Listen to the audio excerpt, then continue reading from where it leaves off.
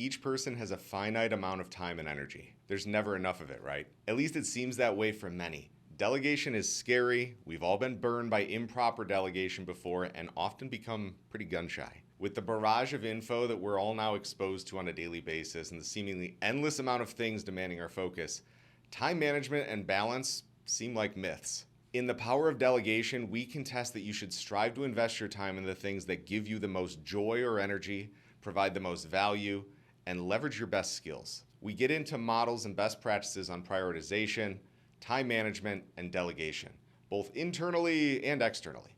As always, we kick things off with accountability partner debriefs, carrying the applied learnings from the last session forward and acknowledging those who followed through on their commitments with the most effort. We then get straight into some figures around productivity and replacing time-wasting behaviors with those that enable expertise before opening up discussion around barriers and best practices in managing time well. We refer back to the Kolbe A assessments that each person took before the first session and identify the type of work or activities that should be prioritized. At this stage, we then jump into a real-world working session around optimizing each person's effort. Having conducted a time study prior to the session, each person maps out the activities that they spend the most time doing and how they'd rate each in skill, value, and enjoyment. We break out of the exercise for a moment to do some hands-on demonstration of freelance marketplaces, AI, time blocking, and automation tools, drawing the connection between delegation and less conventional external methods. We then continue to drill this down further until we've separated the low-value activities from those with high ROI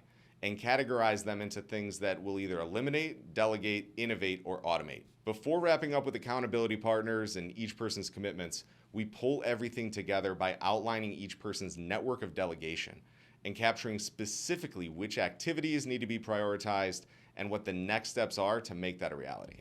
As with all practices like this, value is only fully realized once follow-through occurs. So we lean pretty hard into the between-session check-ins that accountability partners have, ensuring participants fight through any excuses or obstacles to gain better control of how they're investing their time.